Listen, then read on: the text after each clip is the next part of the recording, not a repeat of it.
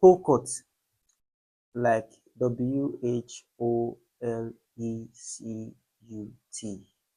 Whole cut, that is something that is not broken, like single cut, if I can say it like that, right? This is a kind of shoe that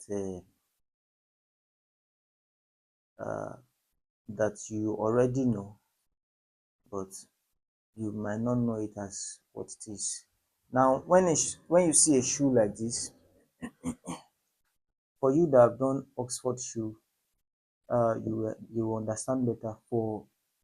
You understand better. But for the sake of people who have not done Oxford shoe, I now deem it fit that this should be the first shoe to be learned. This is the first shoe we want to be teaching now, right? And we will not have to compare with any other kind of shoe. It will just be it. It will just be itself, right? You know, if you are doing Oxford now, you want to compare with Debbie. If you are doing Debbie, you want to compare with Oxford. If you are doing Monster, there are a lot of complications. You need to learn how to draw quarter, how to draw toe cap, how to draw this and that. But for this kind of shoe, you are really not going to be drawing so much. The only thing you want to draw on this shoe is, you see this line, this top line, and here. That's all. There's no other diagram. I think you'll be able to tell that this shoe will be different from this kind. This one, you have a lot to draw here, Abby. And this kind of shoe, you have a lot to draw. You have to draw, you know, many things to draw. This one also, you have quite a lot to draw. Let me see. This one, you have a lot to draw. But back to this shoe right here, there's really no body part to it, Abby. There's no body part. There's no. So if you are familiar with quarter, vam, toe cap, wingtip, all those things, they are not on this shoe. It is just a single. It is just a single piece of material that you just last. So you get. Now, uh, there are basically two types of hoe cut: the real hoe cut by itself and the what we now generally know as hoe cut. The real kind of hoe cut is you see this very shoe. You might not be able to see it here, but they joined it at the back.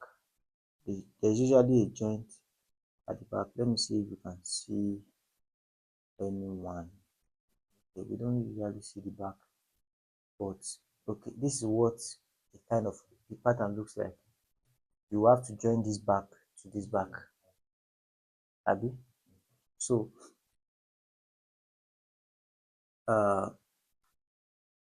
it means there is a cut on the shoe at the back, but the real hoe cut, or let me not say the real hoe cut, let me just say the other type of hoe cut. Let me just say the other type is you don't even need a pattern per se. All you just have to do is to carry your lump of material. Let's say this, if this were to be a leather now, all you just have to do is to put it on the last like this and start lasting it, everything, and start lasting it. All right. So you are not necessarily cutting anything. So by the time you are done, all you have to just do is to cut the neck and the center. There will be no cut at the back. Do you understand? But that is really extreme. You are going to use a lot of material and it's going to take you quite some time to achieve. And if you are not skilled enough, you might never even achieve it. But it is possible to do, right? But for this one, we are going to be joining at the back. So because we are joining at the back, uh, the only thing we are going to be drawing is here, and that's all. Characteristics of this shoe, there's no body parts to it other than the tongue. There is a separate piece of material that is inside. Abi? Uh, they usually come in 5 to 6 eyelets, but these days you can now see 3 eyelets. What I mean by eyelet is all these holes. Abi? That's the eyelet. So usually they come randomly in 5 eyelets, sometimes 6 eyelets. This is 1, 2, 3, 4, 5, 6. This is 6 eyelets. This is 1, 2, 3, 4, 5, 5, right? But that does not mean that they cannot come in. See, 1, 2, 3, 4. This is 4. Why this is 1, 2, 3, 4, 5, right? They can come in. One, two, three. They can come in a minimum of about 3. But classically, the general number of eyelets that you most likely be seeing all the time is 5 and 6. Do you understand?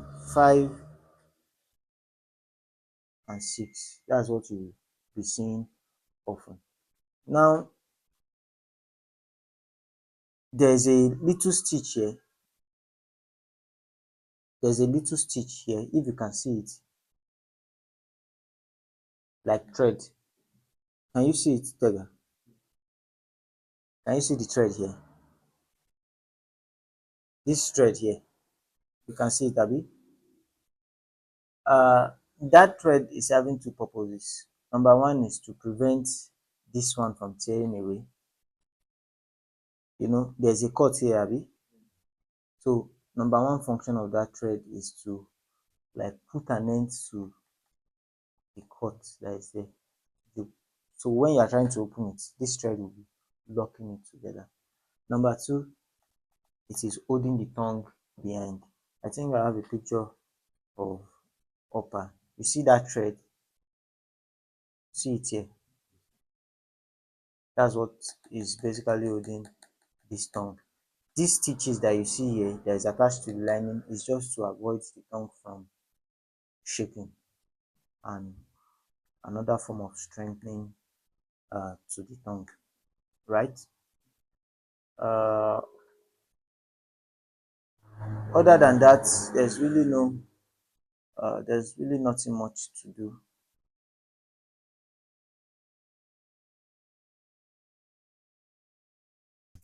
Now straight to the pattern making. Two things you have to uh, know when drawing whole cut pattern. Number one is how high you want the pattern to be, and by this I'm talking about the instep. And at this instep region, there are two heights, literally. Number one, the height of the top line by itself, and the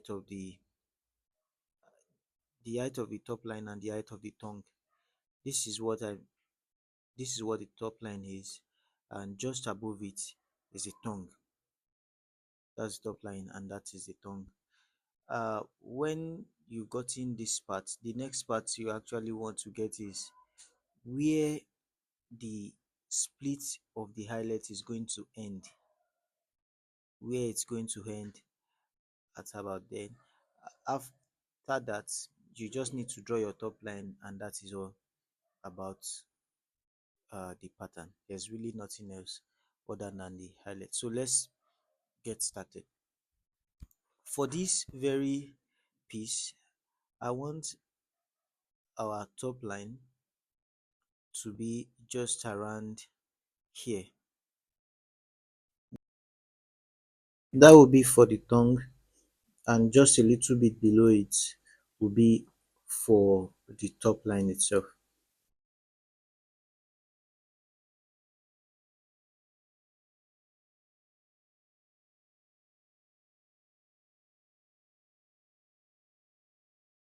So if you care for a measurement from the vamp line, the measurement for this is just around uh, 8.5 centimeter, and this is a size 44, a big 44 if you get to know.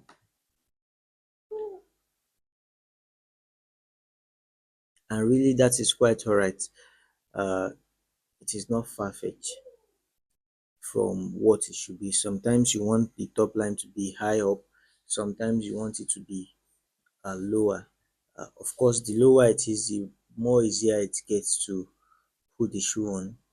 While the higher it is, the more tighter it is, because the more closer the space is going to be.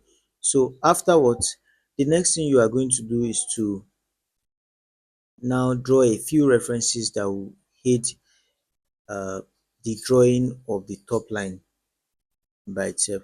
Now we have a center line on this, on our pattern already. Then look at your tape rule, you will see some lines, of course, the centimeter calibration lines. They always extend from one side to the other. So the goal here is to put those line, one of them should align with the, with just that exact point where you marked, and the other end of it should continue on, I mean, should continue on the, what's it called now, on the center line. So the line should be on top and underneath on the center line. They should continue, not tilting, not shifting to the side, not uh not shaking. Just make sure that line aligns with the center line. Once that line aligns with the center line, that way whatever you draw alongside will be a perpendicular line. Now don't do it this way. You can see that the top of the line aligns with the center line, but the base of the line has been tilted away. So that is not what to do. Just align the top and the under on the center line. Once you are able to do that, the next thing you want to do is to make your tape rule go flat on the last, just like this. You can see the line now. The top and the base are aligned, well aligned.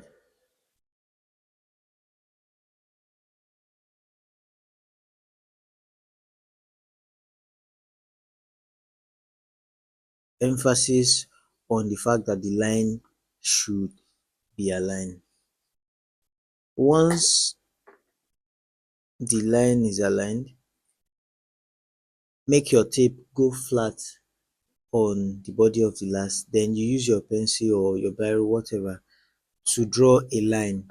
Make sure the line intercepts the quarter help line. That is the line running from the back to the midpoint of the vamp line.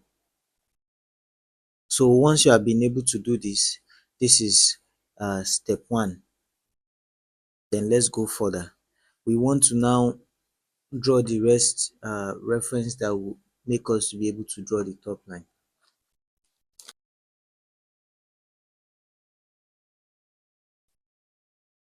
Now the next thing to do is to measure from this point where the perpendicular line intercepts the quarter help line. Measure from there and measure all the way to the back. That's the center line at the back. So that will be simply just like this. Put your tape, measure to the back. You can see just like that. So you take the reading from the back. After taking the reading from the back, you are going to divide that value by 3. Once you divide the value by 3,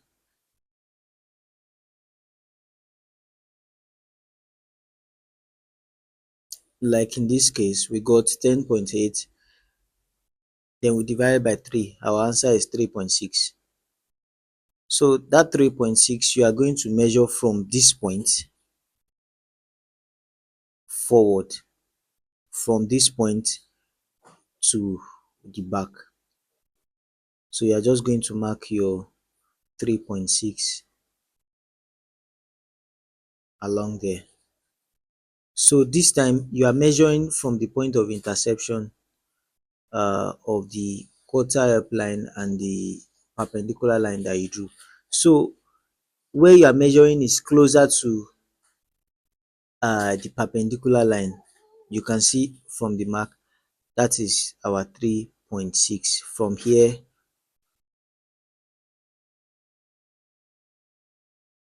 now the next thing is to measure from the center line, from the top center line all the way to where the perpendicular line intersects with uh,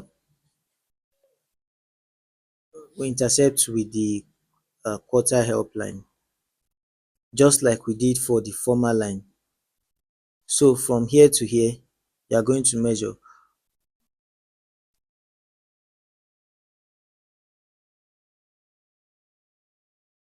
So take your tape and measure from there all the way down to the point of intersection.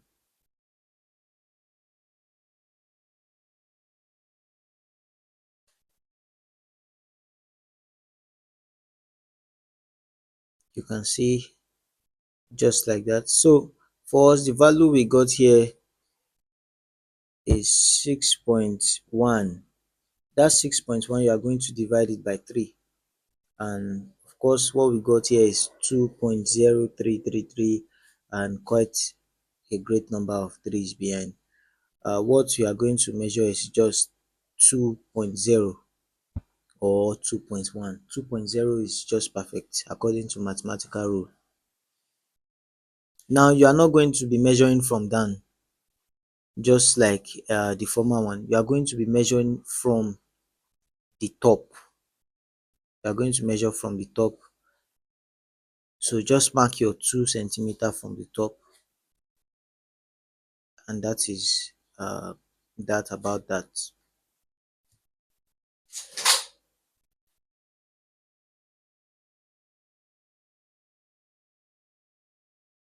So mark 2 centimeter. The 2 centimeter mark should be closer to the top. Okay, so let me just walk you through again. Let me just, by way of uh, recapping, the mark where you want this to be, you will be taught that one when you are learning how to draw last reference. When you mark it, you are going to draw a perpendicular line against it by way of just putting this line here, make it a line, right? It will fall as it aligns both top and down. You use your biro to draw, right? When you draw, you are going to measure from here to where the line you are drawing catches here, then you divide it by 3. Whatever value you get, you are going to mark it from the top. That's here. So this one now is 6.1, I mean. So you divide, that would be 2.03. You mark from the top 2.03. You can't do 0.03, just mark 2. So you get where this line intersects this one, measure it from here all the way to the back. You divide the value by 3. Whatever you get, you measure from here and mark here. Is that okay? I think that is where we were. Okay, that is where we were. Where we were. So the next thing is there's another point we need to find that will definitely make reference very easy for us. Now, if you wonder why are we even doing all these references, you can actually draw out without this and this, and you still get a good shoe, right? And you still get a good shoe, but you will not, and you can actually draw out and you still get a good shoe. But just imagine someone like me, no artistic, is it value or artistic skill, good, not value, skill, no artistic skill no, I can't draw anything, and you want me to draw a full shoe, right? It will be very difficult. What I will draw it and it will look like a goat at the end of the day. That is the reason for reference. For so that both people that have artistic skills and people without artistic skill, they will be able to achieve the same thing, the same result. That is the reason for reference. Because by the time you are done drawing all the reference, all you have to do is to just join them together. Abi? So the next value we are going to be looking for, the next point we are going to be looking for is, you see where this line and this line intersect, which is here. From here, you see these two lines, they form like a V, right? They form like a V from here. Do you know what V is? VW. Let me say VW. Okay, VW. Yes, V, like this. Now you see this V that you have here, just draw an imaginary line in between them like this. That will be like the center of these two lines. Are you getting it? So that line is more like this. Abi? If you want, you can measure from here to here and measure the center. Let's say, okay, for instance, you can just say you measure 2 centimeter from here and you measure 2 centimeter from here. Then you measure the 2 points. That's, you measure from here to here and you pick the center. So from here to here is what? Around 2 point, what's this now? 2 point, sorry, 3.3. The center will be what? Half of 3.3 will be what? 1.65. So this is 1.5, this is 1.65. Shey you see, all you have to do is to just connect here, you will still get the same thing. But your eyes can literally just draw an imaginary line in between the two. But if you cannot, just measure about 2 centimeter, measure 2 centimeter, measure the length, then you connect the midpoint of the length to the center. Do you get it? That is the most difficult one, abi? Alright, so this is the line, but you can get this line. Good. So from this point, you are going to measure upward. You are going to measure from, you are going to measure 1 centimeter and you are going to measure 1.5 centimeters. So this is 1 centimeter. This is 1 centimeter here. Let me use biro to mark it so that I can show. This is 1 centimeter and this is 1.5 centimeter. This is 1.5 centimeter.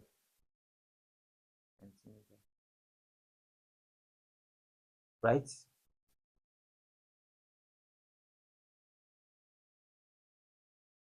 So let's now come back to this our shoe. So what you have to do is to just connect all the way from the back, then you pass through all these lines, then you come to the top. Now because this is your first time of drawing shoe, you see this point that we have here, this very point here, anything you want to draw as regarding this back, you see this top, anything you want to draw, you cannot draw above this point except you are doing a boot. The reason is because this is the region where your ankle is. So when you draw against this line, and below, you are fine. But the moment you start drawing above it, you are not fine again. There is a tendency that it will injure the ankle. I told you before, right? Did I mention it to you before? Good. So you can use this line directly and start curving up. You have drawn this part. There are two ways to draw the top line. It's either you use this line directly or you go down a little bit below this point. Now let's do the first one. So all you have to do is, you already know that you are following this line, which is the first method. Follow this line. As soon as you get here, you want to start curving upward. You see, as soon as you get to around this point, you want to start curving upward. Abi?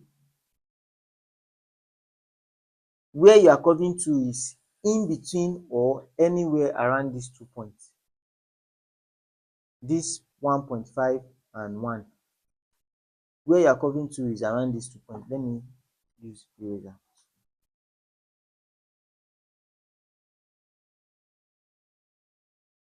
You see two red biro points, Abi? Can you zoom in? Two red biro points. So as soon as your line is coming, as soon as you leave this point, you start curving upward to enter anywhere in between, either this part or anywhere in between. You have the freedom to use anywhere in between. As soon as you cross this place, the next part you are going to is this point here, but obviously it's not going to be straight, so you continue the curve, making sure that you are coming here. You also have the liberty of coming anywhere around here. You see the way I circled it, that will be around 3 millimeter upward, 3 millimeter downward. You can use anywhere around there. You can use the exact point. Are we good? So as you draw forward, as you get here, you have drawn up to here. So you have drawn all this one up to here, right? So once you get here, the next thing you want to do is to now, you see, you just go a little bit and you go and curve to the center line. Now this shoe, you see this space that you have here on top, there's no space there. There's no space there.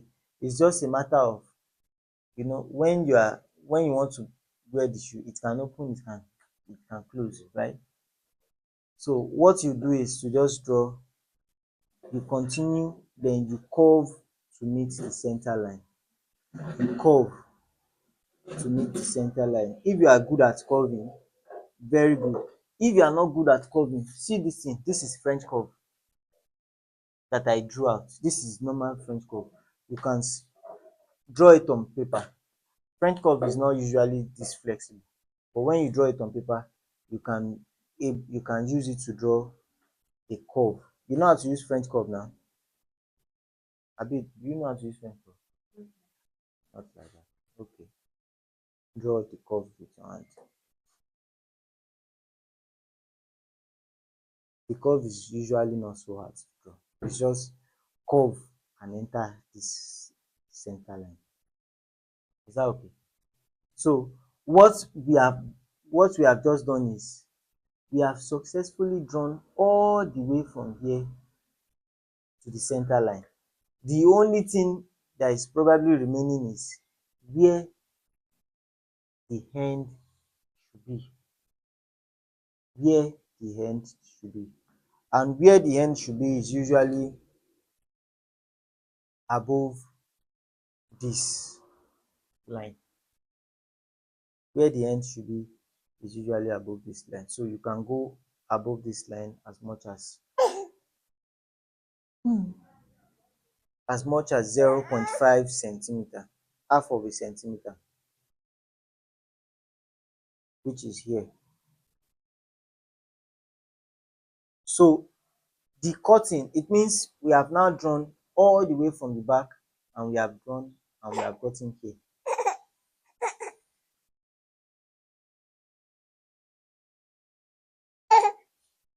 I should carry you. So we have drawn all the way to here, which is the end here. Is that okay? We have drawn to the very end. We have drawn to the very end. You see, this is a little bit shorter. If you want it to be shorter, all you have to do is to move this one upward. Do you understand? But for a standard, if you compare this and this, they are almost at the same level. This and this, if you move ahead, even this, even even this one, see, it's quite long. That's why it can have 1, 2, 3, 4, 5, 6 eyelets. You get? So if you want it higher, you can take it up as much as 1 centimeter or even 1.5 centimeter. That's your own deal, right? It will actually not mean so much. But here we are stopping it at 0.5, and we are going to be having 5 eyelets. On this one, we can actually have 6 eyelets. Let's say 1, 2, 3, 4, 5, 6. So that's not how to get your eyelet. Just speculating. The next thing you have to draw now is your eyelet by themselves. Do you know what eyelets are? These holes. As a rule, not as a rule now, there are two ways to position your eyelet. It's either all of them are straight with the center line, or some are closer, then the one, all of them now start shifting away from the center line. This is what I mean by the center line. This line. See that this eyelet is closer to this one is farther away. Can you see it? Can you see it? Let's see if there's any. Okay, but look at this one. Why is it not zooming? But look at this one. All of them seem to be on the same position, right? Am I speaking the truth? Nothing but the truth. This one seems to be a little bit smaller, then bigger, right? The same thing. This one is all the same. So anyone you want to do, the one that you are going to do is the first thing to do is to know what is the closest distance the eyelet should be from here to the center line. That is, what is the closest space that this one can stay from here to here, from here to here. Now that space here we usually use 1.2, but your eyelet can stay between 1.1 and above. You know, the more the distance, the more the measurements, the farther apart the eyelet is going to be. As a standard, we use 1.2. So that 1.2, we are just going to measure it away from the center line, and we are going to draw a line where the eyelet is going to stay. So this is, I want to measure 1.2 now. This is 1.2. This is 1 centimeter and this is 1.2. I mark it on the under part. This is 1.2 on the top part. I move down a little. There is no fixed position. I'm just marking from here to down. No fixed position. So this is at the base. This is another 1.2, 1.2, 1.2. This is another 1.2, 1.2, 1.2. So with your tape or your ruler, connect all of them together.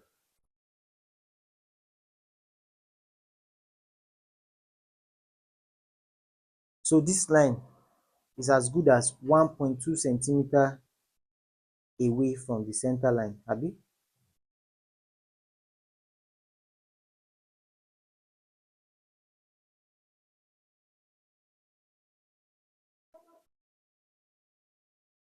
Right? T-boy, can you see it? Let me let me focus my attention on you. So if this is the type of eyelet you want to draw, this is the line all the eyelets should be. This is the line. Now the next thing you want to do is to now know where the first eyelet will be. The first eyelet is usually about 1 centimeter away from this top. That is on this line, 1 centimeter away from this top. So you measure from this top downward. That will be the position of the first eyelet. Position of the first eyelet. So eyelet number one is here. Is that okay? Now eyelet number two. I mean, the next eyelet you want to get will be the last one. Now look at this end that you chose here. You are going to draw a perpendicular line against it. You already know how to draw the perpendicular line. Just make sure your line aligns with this center line. Just so here, your last eyelet should be about 1 centimeter away from here. 1 centimeter away from here. Except if now take note of the differences now. This is a 5 eyelet. The last eyelet is about 1 centimeter away from here, but this is a 6 eyelet. You can see that the last eyelet, which is the number 6, is very close to the end. So that is a way of trying to maximize space. Do you get? This is a 6 eyelet. Sorry, 1, 2, 3, 4, 5, 6. You see that the position of the last eyelet is very close to this mark. This mark here, that thread that you have there. But look at the 5 eyelet. 1, 2, 3, 4, 5. You can see that the space that is there is almost similar to the space that is on top. Abi, are we okay? So if you are doing a 6 eyelet, this region can be your last eyelet. If you are doing a 5 eyelet, then you know that you are measuring 1 centimeter upward. Are we fine? Good. So we have this the 1 centimeter upward. 1 centimeter is not a rule that cannot bend. It can be as small as 0.9 centimeter or 0.8, but what really is the difference between 0.9 and 1 centimeter? It's just 1 millimeter. So what of the rest eyelets? Uh, Uncle, this is the part where you should not miss, as this is your first time. You already know how to fix eyelet, okay? Good. So how do you get the position of the eyelet? Meanwhile, I need compass. What to do is you measure from the first eyelet to the very last eyelet. Are you listening? You measure from the first one to the last one. So by way of measurements, we have here we have 5.8 centimeters by way of measurement from here to here, 5.8 centimeters. So what you are going to do to that measurement is this. Let me write it so that you can see it. We have 5.8 centimeters. What's the number of violets we want to have? Take answer me. 5. We want to have 5 as number of islets we want to have. Abi? So let's say So let's come to mathematics class. Let's say this 5 is n that will signify number, abi? N is number now. N is number. Let's say what you measure from here to here is the distance from here to here, abi? So for the formula for calculating islet is distance, which is the measurement from here to here, divided by the number of islets minus 1. You are doing maths now. Do you like maths? So the distance between this one to this one, the number of islets you want to have, you just remove 1 from the number of islets, abi? Then use it to divide the distance. So for our own case, D is what? 5.8, abi? Number of islets is what? 5. That is 5 minus 1, abi?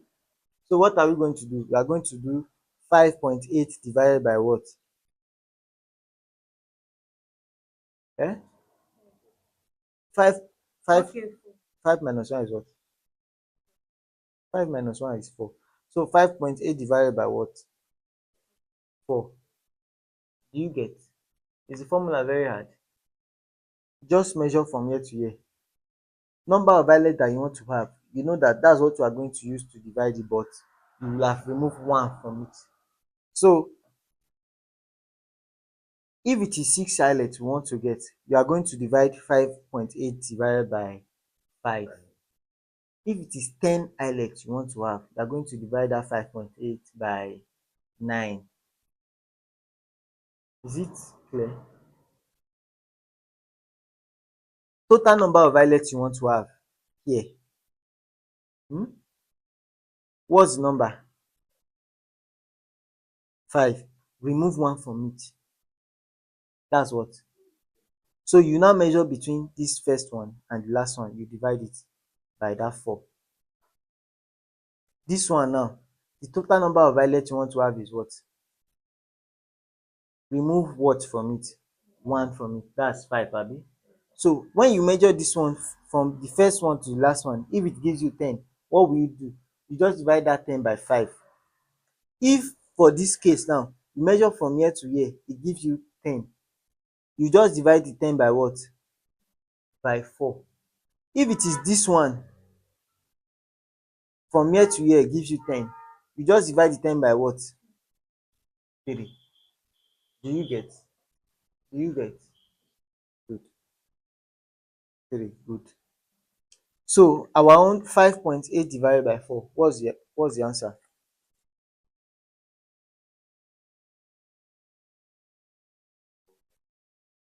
1.45. So whatever value you get, see whatever value you get, you are going to measure from any of them, whether from down or from up. You measure 1.45. From that point, you measure 1.45 again. From that point, you measure another 1.45. Where is Sega? Then the another 1.45 you must get here. You get? So in order to make it simple, let's measure 1.45 from our compass.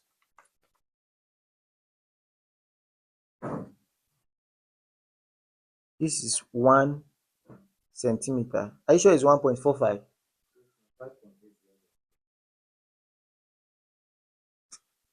Yes, that's it. Okay. Okay, so 5.8 divided by 4, that's 1 point.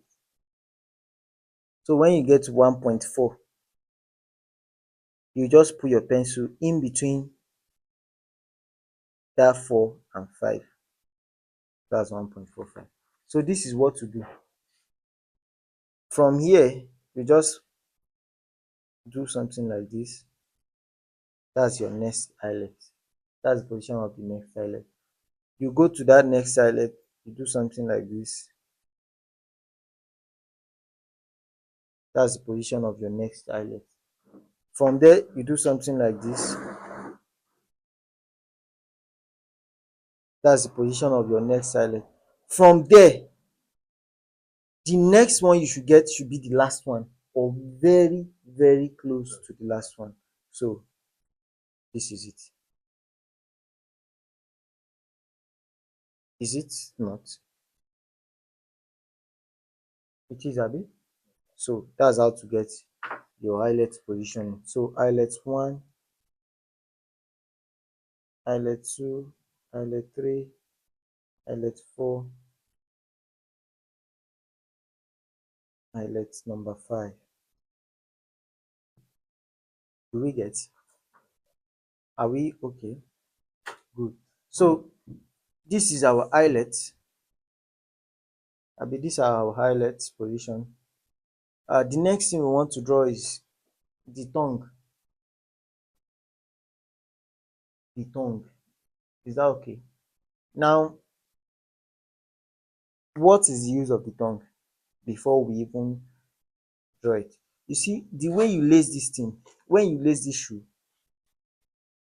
if you are wearing it without the tongue, the mark of the lace inside is going to be printed on your foot. Abi, is that not it? So that's, but when you wear it and there's tongue there, if later you now check the tongue, you see that the mark is already on the tongue. Abi, the mark is already on the tongue. So in order to prevent the mark from showing on your own foot, that's why the mark of the lace from showing on your own foot, that's why we have the tongue there. Now the tongue, as we already discussed, we want it to be here. Usually the tongue should be around 0.5 centimeter away from this top. 0.5 centimeter away from this line, which will bring us to around here. Is that okay? Which will bring us to around here. So from there, you are going to draw a perpendicular line until it touches the, where is it?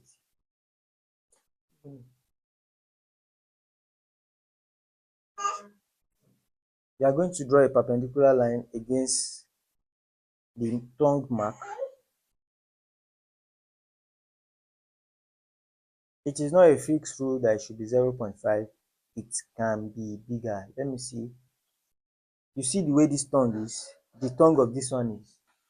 It's not as exposed or obvious as this one. Abi? So that should tell you that it's not a fixed rule. Tongue don't have fixed rule as per how long they should be. You see, this one is a little bit more exposed than the last one. Then this one is even more exposed than all of them, I suppose, right? So you can have as much as 0.5, and you can have as much as maybe 0.8, as the case may be.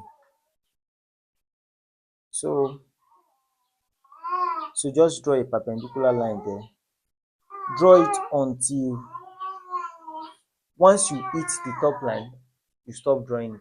There's really no need for drawing so much. Now on the inside part, remember I told you that this thread here is also holding the tongue. I've shown you in the picture of one tongue like that. Now it means your tongue is going to be as long as from here to here, abi, meaning that your tongue is going to be as long as this region, abi. Now that region, your tongue is going to come from up here and come down here. Now the width of the tongue should be about, give or take, 3 centimeters. The reason is because now this is where 3 centimeters is. This is 1 centimeter. If your tongue is 1 centimeter long, the lace will still be showing small small on your leg, and the tongue will be too tiny. If the tongue is 2 centimeter wide, you see the mouth of the shoe is not closed again. If your leg is very big here, the mouth will become wide at the top, meaning that this position of the eyelet will have shifted down, abi. meaning that so uh meaning that 2 centimeter is also not good. So you have somewhere from 3 or 2.5 centimeter. Between 2.5 centimeter and 3, you are good. So just mark from this top, mark 3 centimeter here from the top. For this kind of shoe, the tongue is going to become slimmer at the base, because the when you try to open the shoe, you see this eyelet here, these last two eyelet, they cannot open so much because they are already tied down here, because they are already locked here. So but this one can become wider. The top eyelet can become wider. That's why your tongue should be wide at the top and slim at the base. But if you want it to be wide from top to base, there's really no problem. You see this one became slim at the base, right? See this pattern is almost uniform from top to the down, then became slim at the base. If you want it to be like this, no problem. If you want it to slim down, no problem. Whatever you do is what you do. So this is 3 centimeter around here. I want it to come closer to this side, because I know that this eyelet can't move that much. So my tongue is coming and is gradually becoming closer to this one. Then I can now curve like this. Then for the top, what I'll do is you follow the straight line, then at a good position where you know that you can curve to meet this one, you start curving. Is it simple enough? Is it simple enough? That is the tongue. So from everything we are looking at here, we are almost done, but one thing is left. That is the thread that we have here. That thread should be from the end of your top line 0.5 centimeter outward. Just draw 0.5 centimeter outward, and that will be like this. This is 0.5 centimeter outward. You know we are drawing half pattern. The other part will be on the other side when we are interpreting. So this is one here. The other side will be here when we interpreted it. So that will be that about this. The next part that will have interested us would be this guy right here. So this guy is just simply moving from about the center of the shoe and curving upward, right? Because we really cannot draw on this other side, we are going to be drawing it here. So what that means is as simple as this. This might be a little bit complicated for you, but we will do it anyways.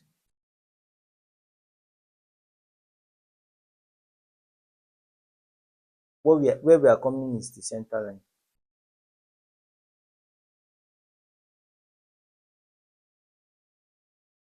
Then when we find a good point, we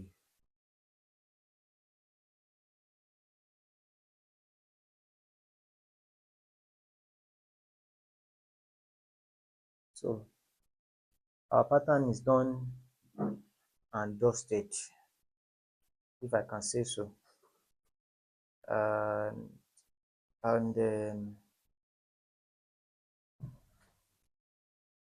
so check it out. This is what the pattern looks like. Let's interpret. Any question? To interpret this pattern, you have to first of all get rid of the center lines. That is the excess both in front and back and even underneath. And then you open from the back. That is if that's where you started laying your paper tape from. Otherwise, you will have to open from wherever the first step is.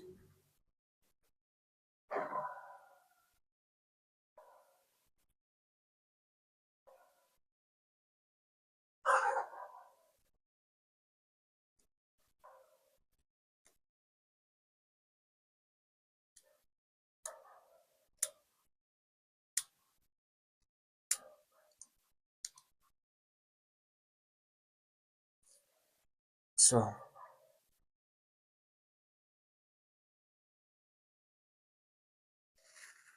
be as gentle as possible.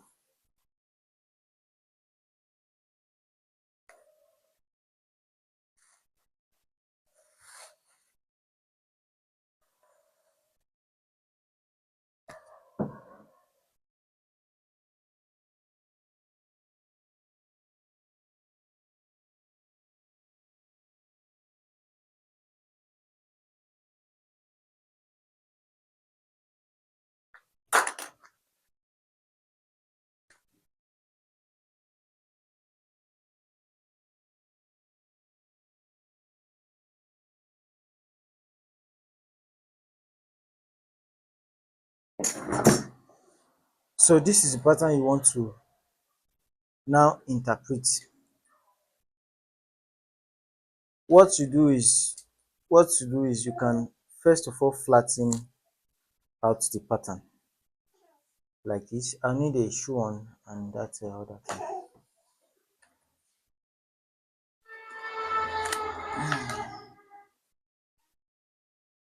So the first thing you need to do is to flatten this out on a non-sticky board like this, maybe a glass or something that you'll be able to remove it from later. And to flatten it out, you just need to flatten out this one here and this line here.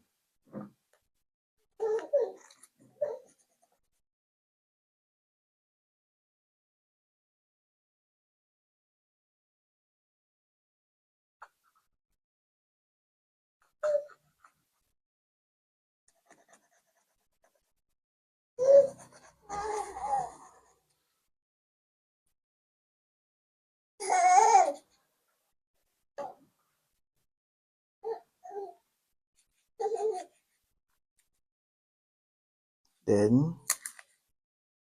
you can just manage to flatten this all together also.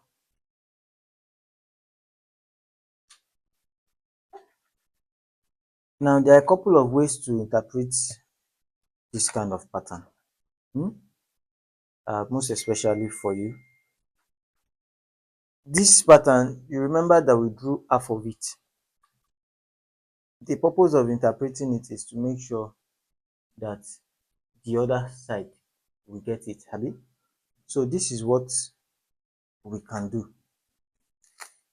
The part we are going to be using as a straight line is also the center line, Abi.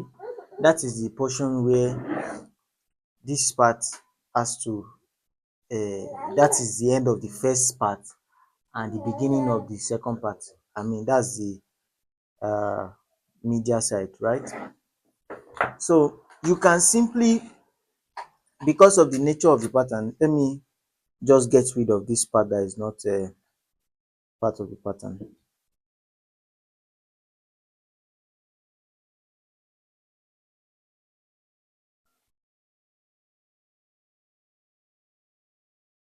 What I just removed is not part of the pattern. Are you aware? Good. So what we can simply do is to, there's really no design in front. Is there any design in front? No. So the only part where we actually drew or we drew something is from this backward, which is from here backward. So number one method is to just preserve everything that is happening here like this. Preserve everything that is happening here like this, and let this side sort theirself out.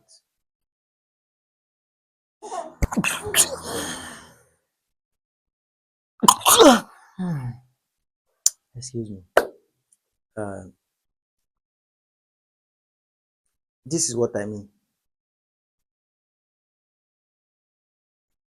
Now this is what I mean.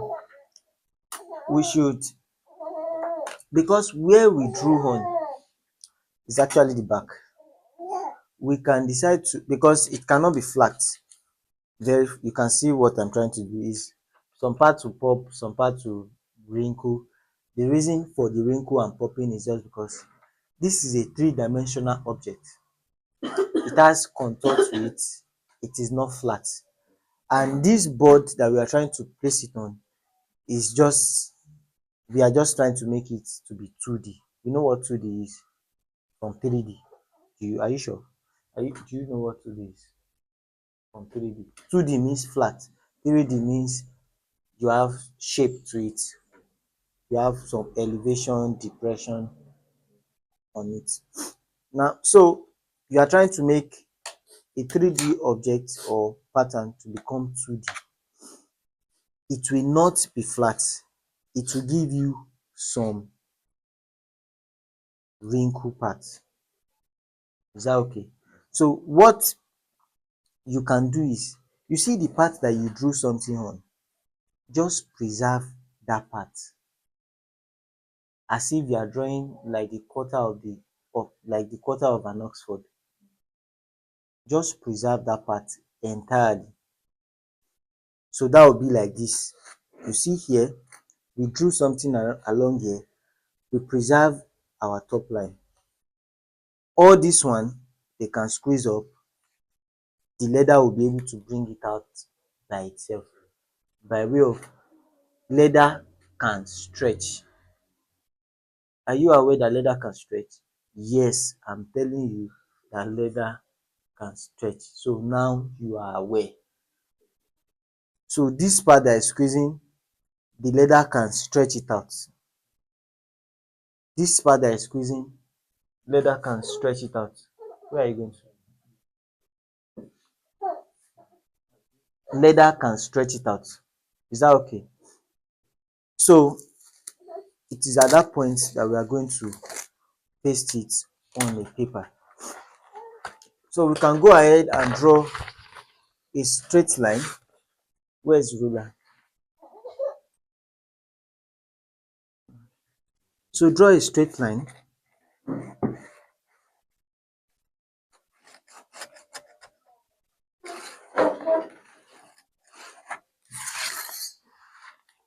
Then the center line of this front should come. Oh, this paper is not going to be enough. So somebody should come paper here for me, please. So let's, so this is what we are going to do. We are going to paste, you see this center line by itself on this what have you, on this straight line.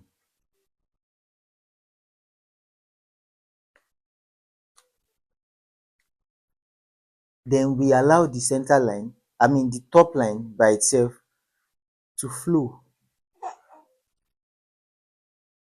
You see this region that we did something to, that's where we are just going to preserve. So once we preserve this part, every other part can fall in place by themselves. Even though you see they might exit the center line, you can bring them back to center line. What you will just notice is there's now going to be a great wrinkle on this side. Abi, the wrinkle is going to be so much, but like I said, the leather will be able to all this one I'm just doing is just aesthetic, just to make it look a little bit appealing. I can just scatter it. This pattern is as good as almost done. All that I'm doing is just trying to make it look good,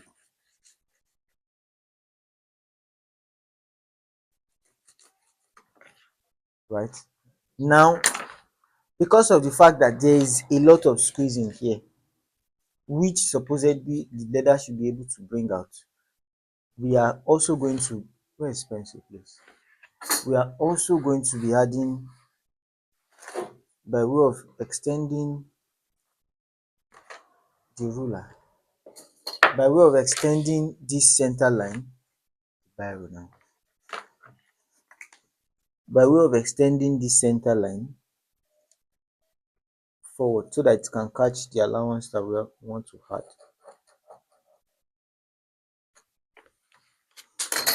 First thing that you will notice with this thing is, you see this center line, which is the entire front, is preserved. So at the end of the day, we don't have an increase here, neither have we done any decrease here along the center here. Have we? Have we? No, we have not added anything to the center. So it means that the length of our pattern in front is good, preserved. Now the top line that we have there, our top line is also as good as preserved.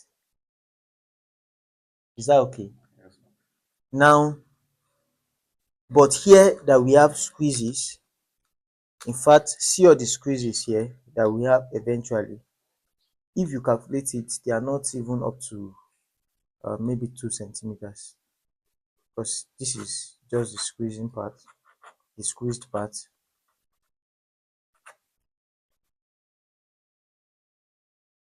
So all you just have to do is add your lasting allowance.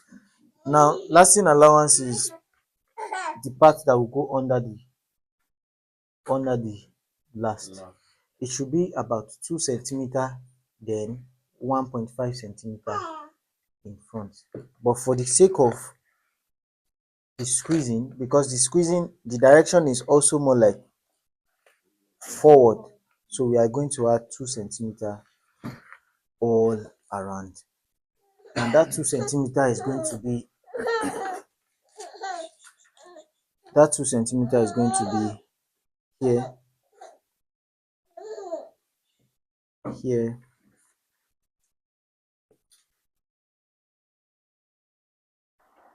here,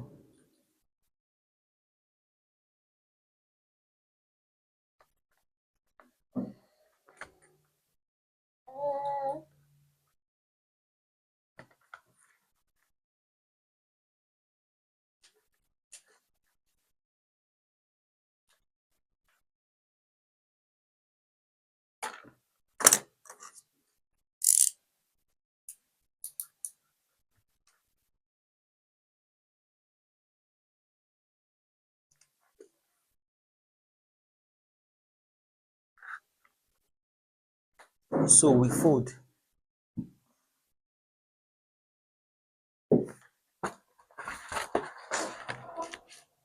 When we fold, we cut out.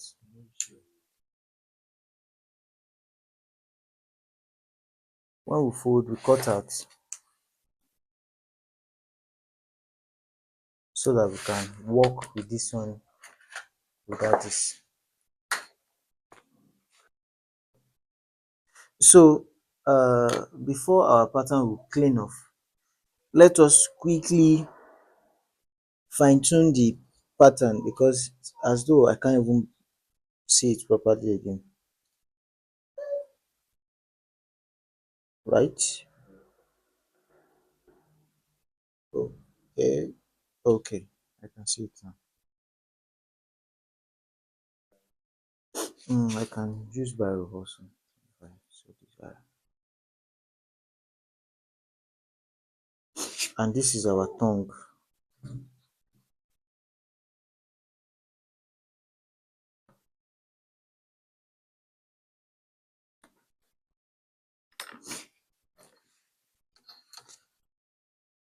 So what I'm doing now is to fine tune the diagram.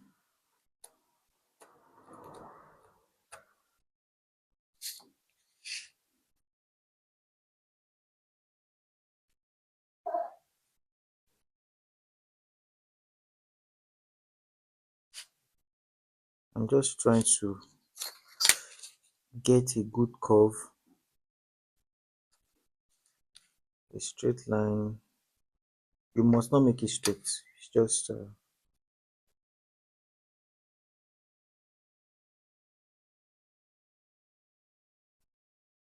right. Where are the French curves?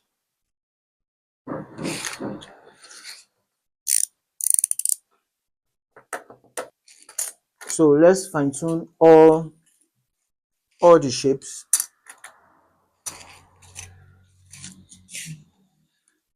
So for this part, we can use okay.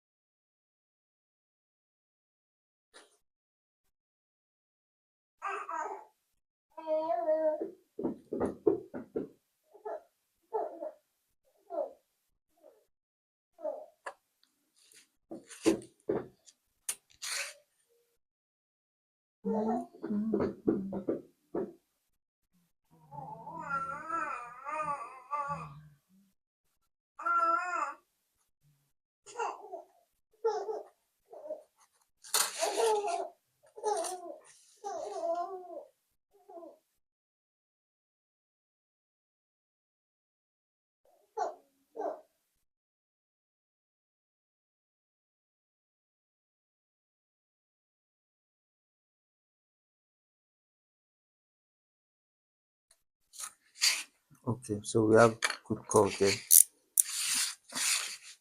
So we can simply okay. Another thing, come and say here. Another thing that we always do is we fine tune the shape of the back. How do we do that? We just simply push this back, which is this top. We just push it inside by about 3 millimeters. And where's my tape? We push this back inward by about 3 millimeters. So you measure from this place to this direction 3 millimeters. 1, 2, 3. Sometimes two might be enough. So 2 or 3 millimeters inward, like that. You measure about 2 centimeters downward in this direction. So this 2 centimeter downward, 2 cm. In this direction is 3 mm, 3 or 2,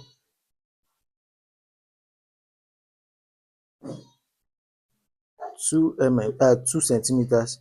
Then outward from here, you push it out by 2 millimeters. You get? Should I come again? This top, we want to reduce the top so that it can clip very tightly with the back. So 3 millimeters from this top inward. So you just measure 3 millimeters. 1, 2, 3. This 3 millimeters in this direction on the top. You measure 2 centimeters downward, you mark it. Then you measure 2 millimeters outward. Are you getting it now? Then you connect the three of them, the three mark. We have one mark here, one mark here, one mark here. You connect the three of them together. But you can use your French curve to do that successfully. What you just have to do is to make sure the French curve touches the three mark. So this is mark number 1. This is mark number 2. It's touching it. Never does not touch the mark number 3, Abi. So this is mark number 1. So when you push up and down, it's going to, there will be a point where it will get to, it will touch each other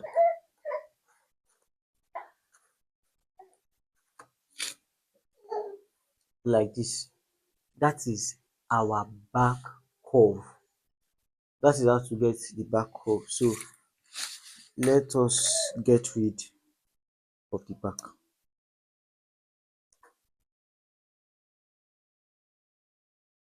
Let me get rid of it. I can add allowance when I want to, just so I don't complicate things at this stage.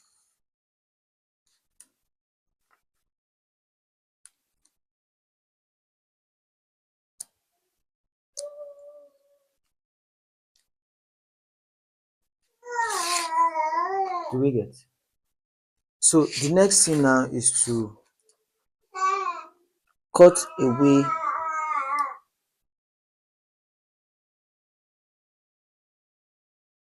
any part that is not part of the pattern. Another thing you can do to make the pattern tighter at the back is to gently raise this your back about 2 millimeters upward. Do you know that thing that you do when you want to last, that you raise it up before you stretch it in front, then you now, by the time you are bringing it back, it is already tight. So you can raise this one by 2 millimeters. That's your main, this is your pattern now, by 2 millimeters. But when you are lasting it, you are lasting it to where it's supposed to be. That will also add to the tension at the back. Do you get what I'm trying to say? You might not get it now, but you get it. So let's, this is about 2 millimeters upward. All you have to do is to just find a way to get it to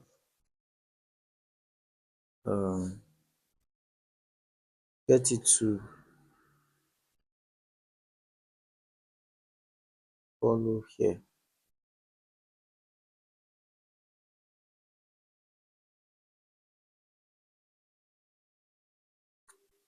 So this is just the difference that we have. Then we can cut. This last thing that I did is not necessary. You can skip it.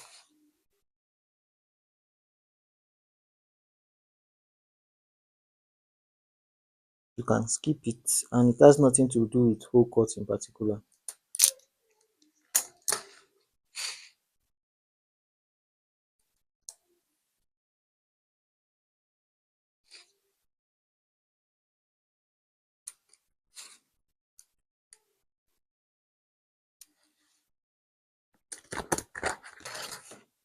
See what we have. Now the next thing is I need punch tools. We need to copy out the tongue from here. To be able to copy out the tongue, there,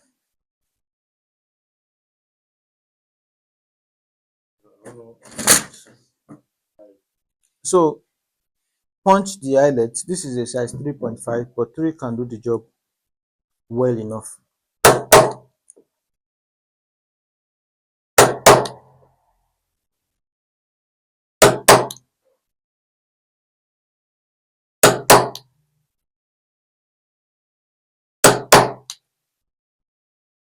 Another thing that you have to punch is, there's this part that has a thread that I said we measured about 0.5 inward, right? You are going to punch it.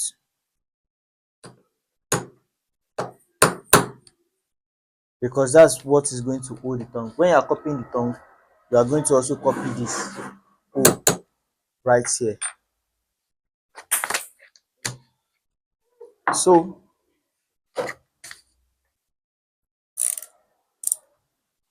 we are going to be using this to copy the tongue. So let's just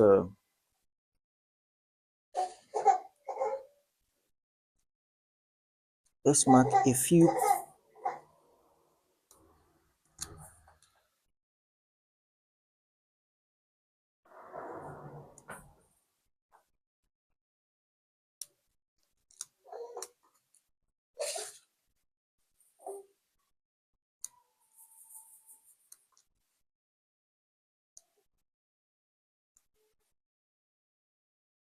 You know why I'm marking it like this? So that I can put biro inside and draw out the tongue. So this is how to draw the tongue. Just place the center line as if you want to draw perpendicular line for pattern. You can see this mark here will show you the line, abi. So just align the top and the under, abi.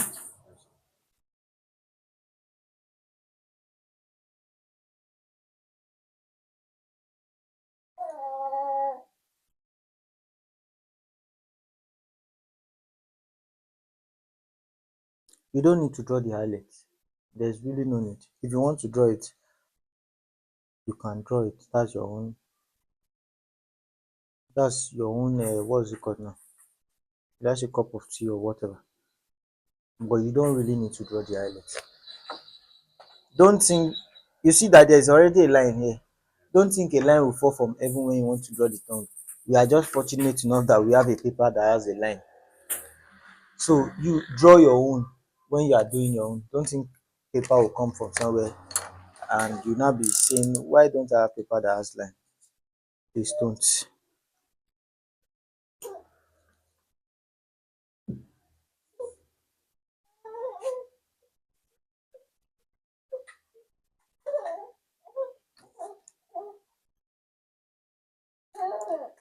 This is our tongue. We are going to be punching this part almost immediately so that you don't forget.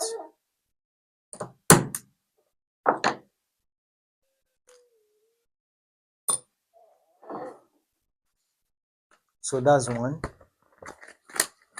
It is after then that we'll now cut off the tongue from here.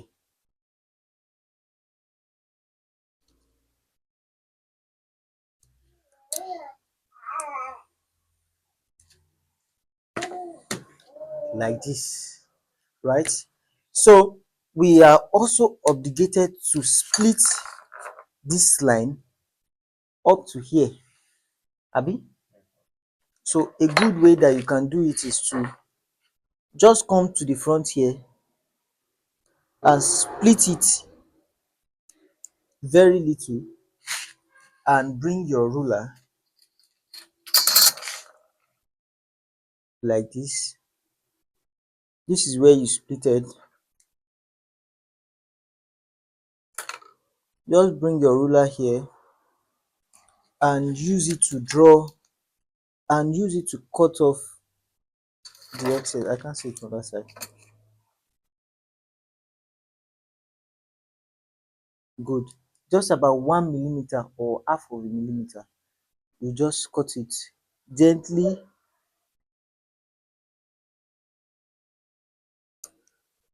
cut it gently.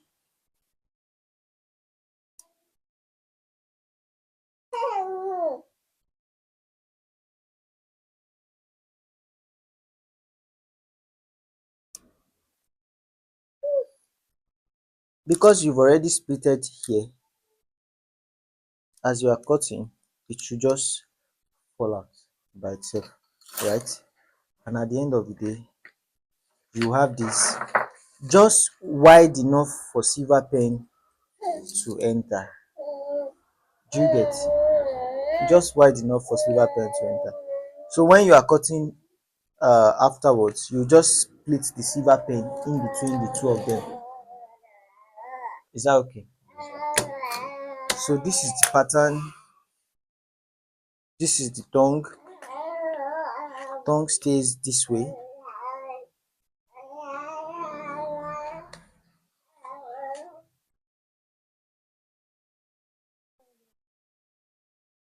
Hmm?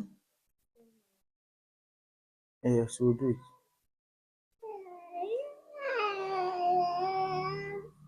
We'll get to that part. Now, we are going to sew this at the back. So we need sewing allowance for the back. Let me do the simple one first before we now go a little bit. This is actually the kind of back we want to have. But let me just do it in the simplest form first before we now complicate it. So gum paper to the back of the two of them. We also have this paper. When it's your own turn, don't think paper will fall from heaven. One on this side, the other on this side. So we've added paper to the back just for us to be able to add allowance to the back. Now the allowance at the back should not be big. A 5 millimeter allowance is okay. You know what 5 millimeter is? Half of a centimeter is okay. So you can even use your compass if you want it to be uniform. Of course you can just eyeball it. There's really no special impact.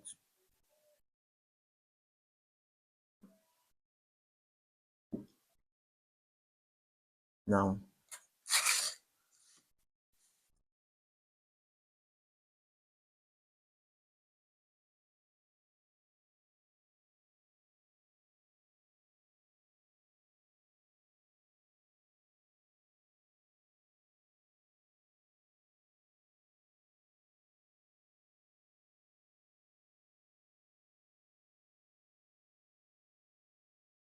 right, that's the allowance. So we are going to cut it out. But before we cut it out, I want us to be able to know exactly where this back is. Abi? Because once we cut it now, you don't really know where the original line is, so that we'll be able to sew it. So this is how we are going to get that part. You are going to cut small small incision, or you are going to make small small incisions. You cut like this, and you cut like this. The same way we mark this tongue, so that we'll be able to draw it out. That same way, that same thing is what we are doing here.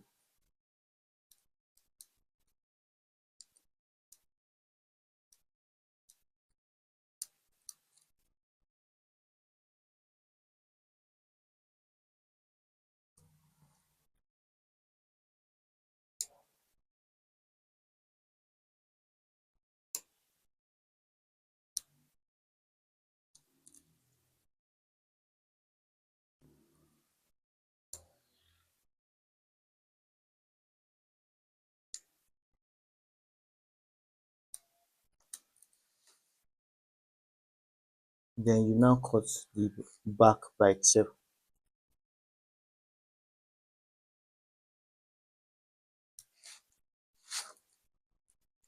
Then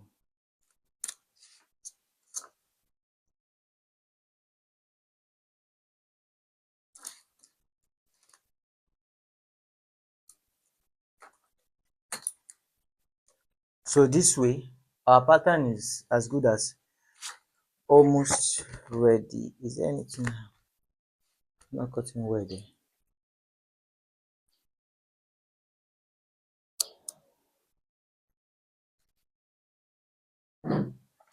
So this is what our pattern will look like, and uh, this is where we are going to be sewing it. So when we want to sew, we are just going to mark. Let's say we draw it like this, even though it is inside out or upside down or outside in, we know exactly where to draw.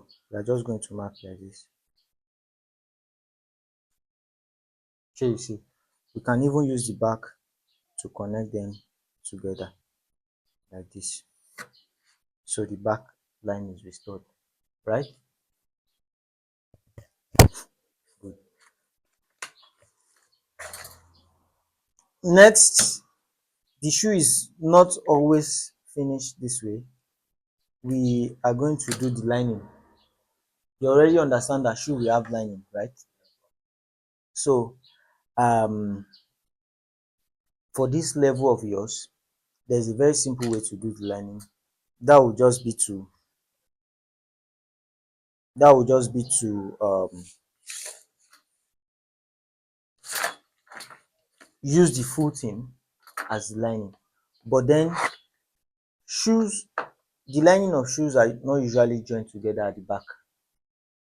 It will come from this side to the other side, and that will bring us to the place where we have to do short.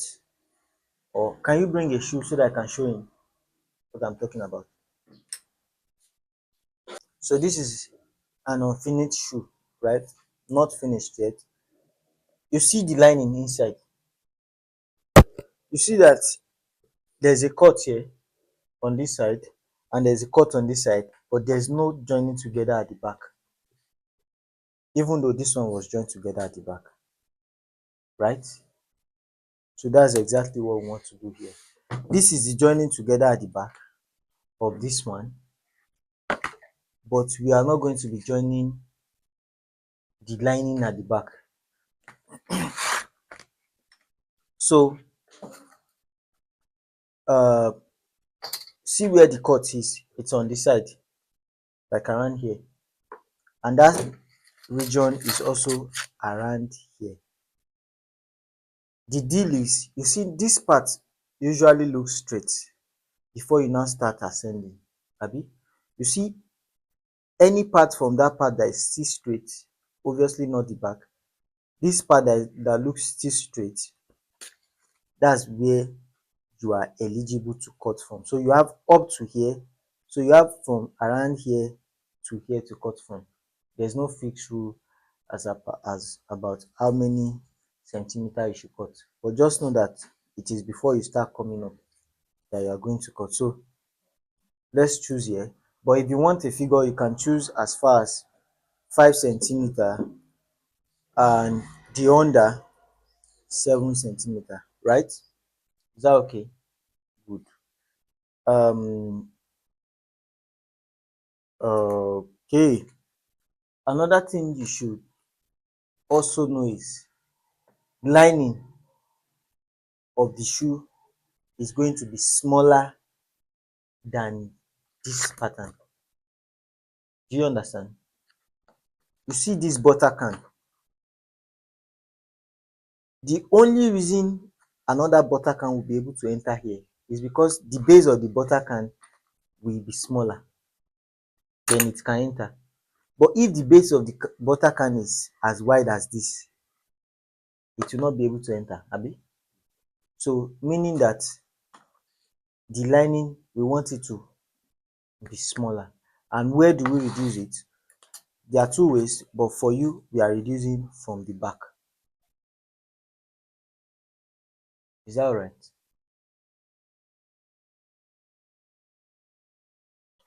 So our lining is going to be two pieces, right? One in front, then one at the back.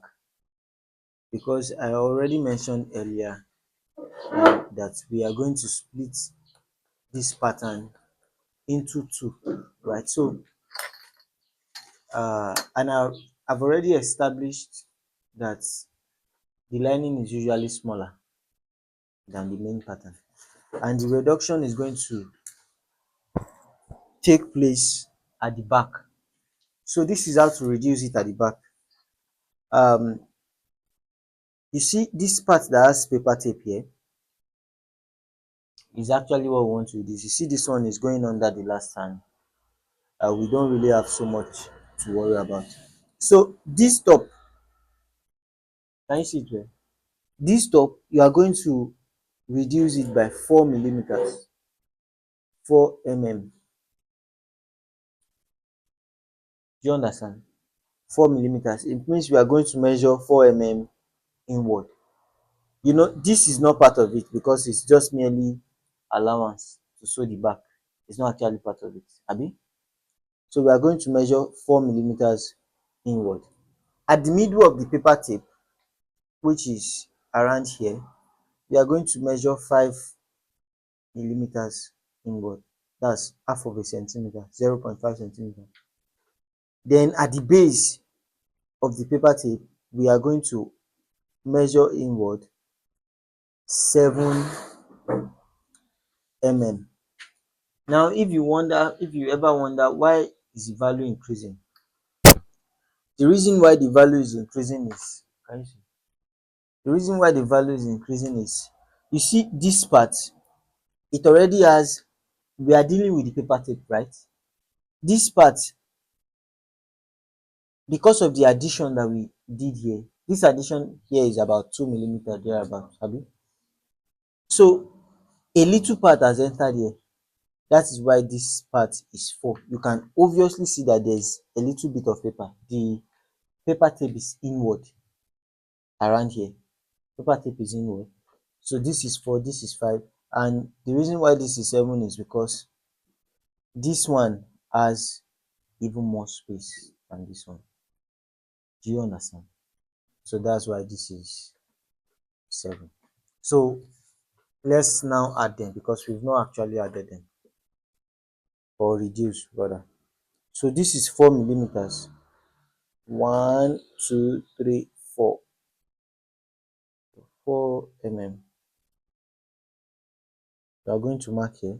Go to the center, mark 5 mm, which is here. You are going to mark this point. Then go to the base, mark what? 7 mm. So you are going to come again to use your French curve. I like using the smaller one, but if it's not available, sorry, this can also do it. So all you have to do is to just position it in such a way that all the 3 points will touch, the French curve. So this is it. Just put your biro at the top most part, then you slide your French curve until you see, now I can touch the top and the end part. All you just have to do is to keep sliding upward until you're able. Can you see now? So the 3 points are now connected. So our new pattern is therefore now going to be from this new line inward. You see that outside line is not going to be part of the lining, meaning that the lining is now shorter than the main pattern, right? Do you get? So since we now established that this is the lining line, we now measure from here forward. Remember I said you can pick anywhere from here to divide into 2, right? So you measure from here, measure about 5 centimeters. This is 5 centimeters.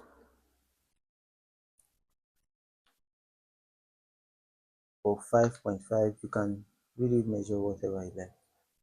You see it in that space that I mentioned. Then from the down, you measure about 7 centimeters. So this is 7 centimeters here. All you have to do is to connect the two lines, or connect the 2 points together.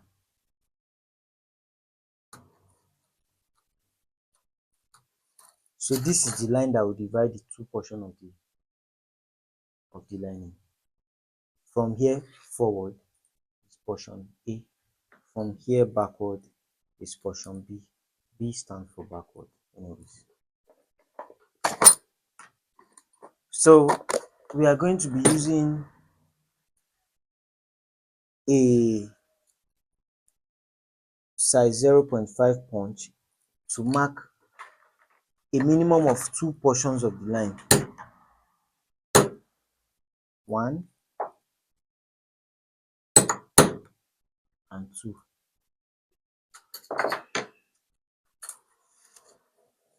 Abi?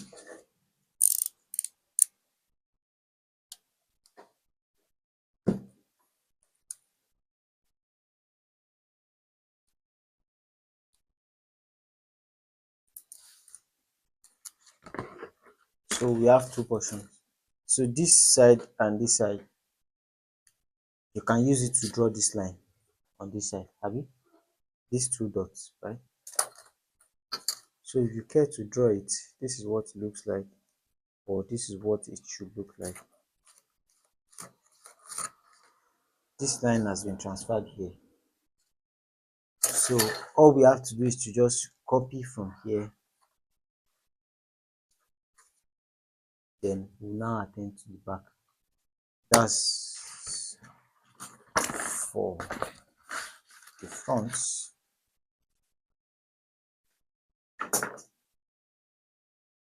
Currently, I'll need piece of paper to be added to the base.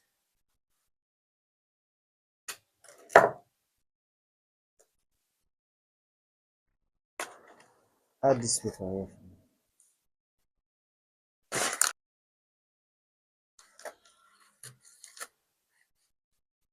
So let's draw the first part of, or the front part of the lining.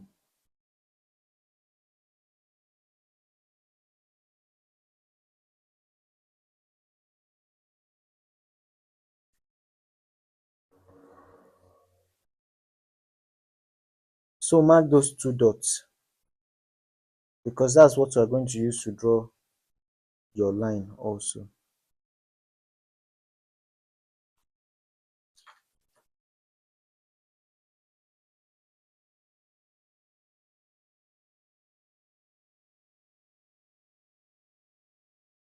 So here we go.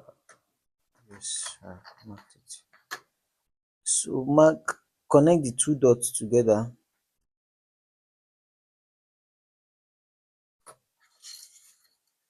Connect the two dots together. Then you add about 5 millimeters allowance on top for sewing. You know, you have to sew the lining to the main material, Abi. Tega, do you understand? Yeah. So after sewing, you now trim it off, Abi.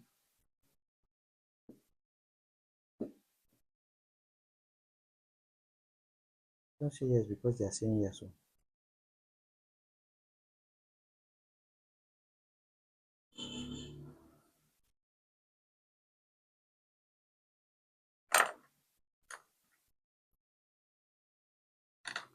So here is our pattern.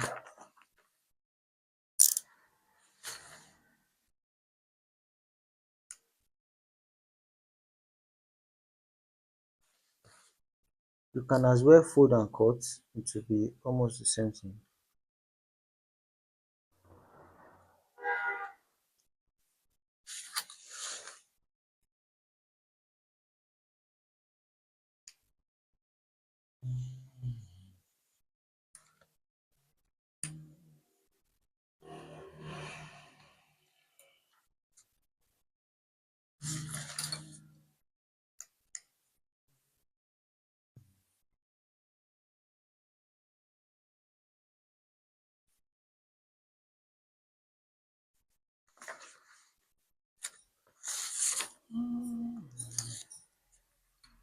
Now, you see this one that is at the back. You know, we are going to join it back to this one. So we will need allowance for this one to stay over here. So it is because of that we are going to add about 5 millimeter allowance also again.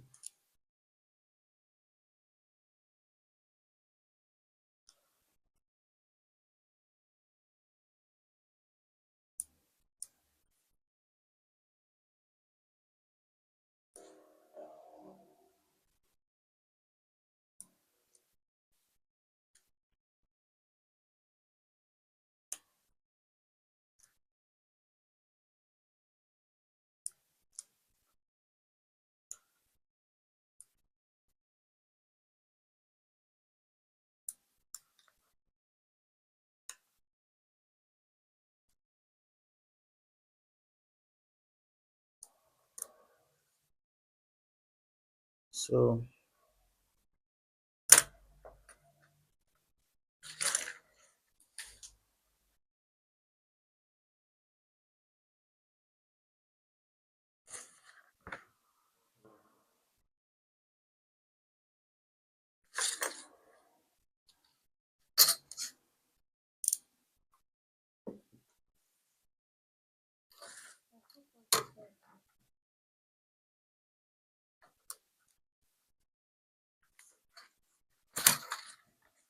We are also going to mark out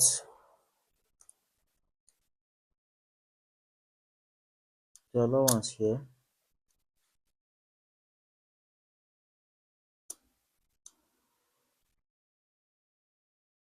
So that so as to be able to know where we are going to place the top line.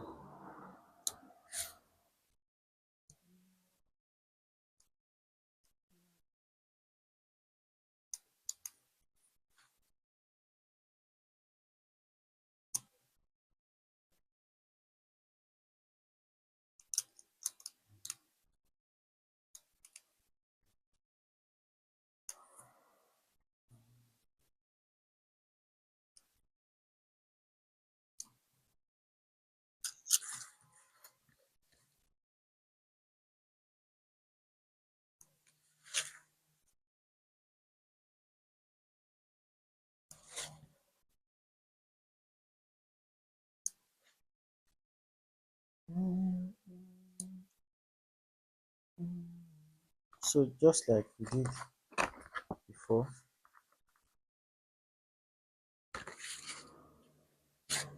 and simply make about 2 cuts.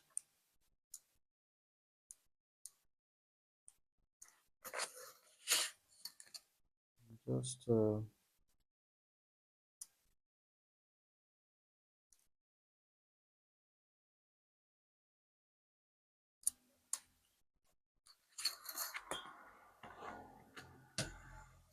right. So this is staying here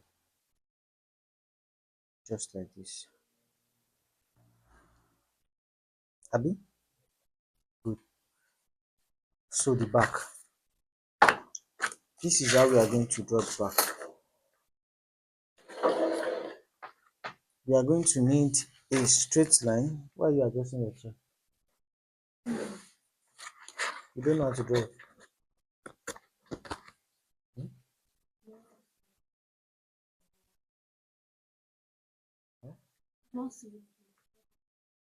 Eh, read. Oh, you never do line for your shoe. Yes. Now for the back, you are going to draw a straight line.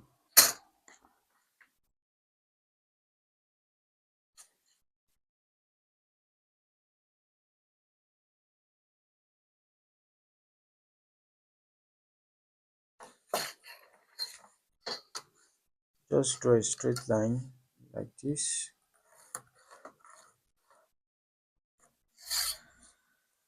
Now see this top. You are going to put this top on the straight line. Now about 1 centimeter above where the paper tape ends, which is uh this is the end of paper tape, abi. About 1 centimeter above it, this is the point here. You are going to punch it.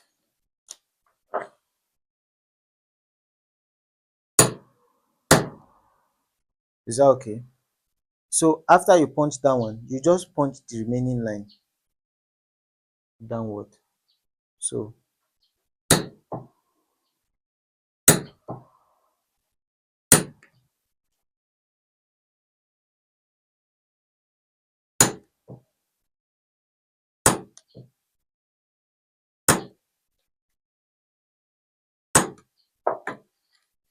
so your straight line, you are going to put this line, which is the line for the lining. You are going to put it on the straight line, and you are going to put this 1 centimeter part from under. You are going to make sure there are two are on the line, and this is how to make sure there are two on the line. Just put this the tip of this one on the straight line. You can hold it down, then you turn until you see the biro mark, this straight line biro mark from the hole number one. Can you see it now? This one is not moving because I've pinned it down because, with the biro. So you now draw the top, mark this O, mark this O, draw this back, then you mark all the O's.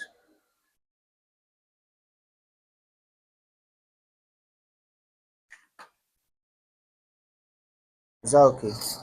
Connect the two holes, the two dots, I meant to say. like that, and you bring this one.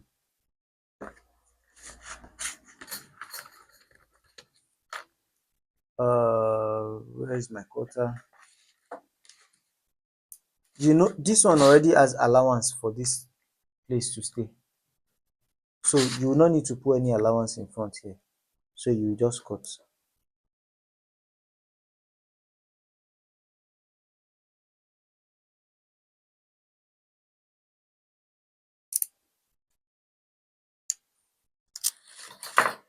Then you cut the Honda too.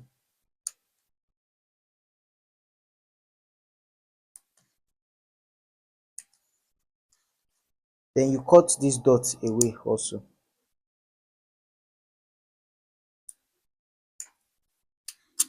like this. Before you cut the top, bring this one here like this. Make it align. Make sure this line aligns with this one.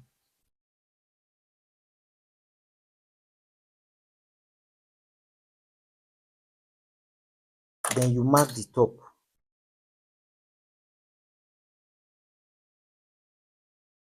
After marking the top, you will just continue to the back. Then you cut.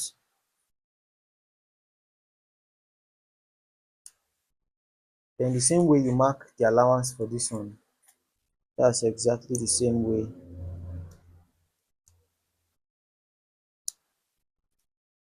you are marking for this guy.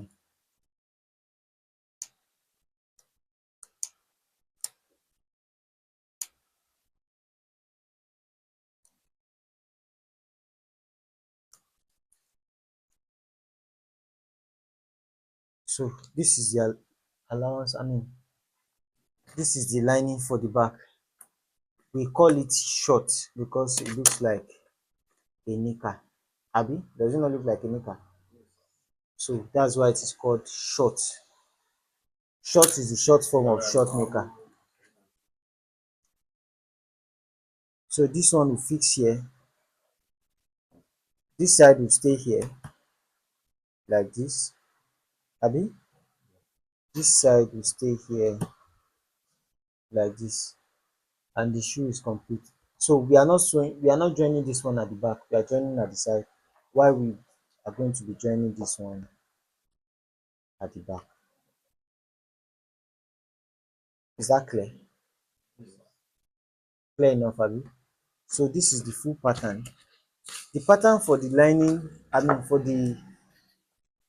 the lining for the tongue is going to remain the same as this. Just that when you are drawing, it's just the same thing as this. So that's the end of the pattern making for this whole cut shoe. Is there any question?